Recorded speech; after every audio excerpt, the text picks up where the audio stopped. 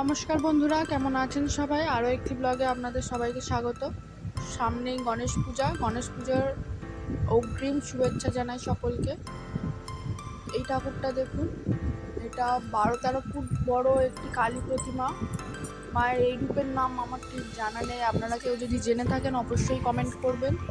10টি হাত আছে, 10টি মাথা, 10টি পা। এই রূপটির নাম আমার ঠিক জানা নেই, আপনারা কেউ যদি জেনে থাকেন অবশ্যই কমেন্ট করবেন। ঠাকুরটি বাঁধতে অনেকদিন সময় লেগেছে, এখনও প্রচুর কাজ বাকি। লাস্ট লুকটা নিয়ে আপনাদের সবার কাছে আসবো, ততক্ষণ চ্যানেলটিকে সাবস্ক্রাইব করে পাশে থাকুন। এটি একটি কৃষ্ণকালী মূর্তি দেখুন। গণেশ পুজোর কিছুদিন পরেই বিশ্বকর্মা পুজো। এই সিজনের কিছু কালী মূর্তি আপনাদের সাথে শেয়ার করছি, দেখুন।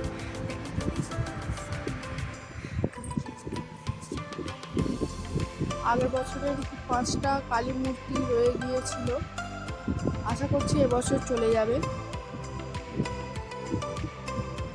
মায়ের মুখ তোলা হচ্ছে, ডাইসে দেওয়া হয়েছে সবে।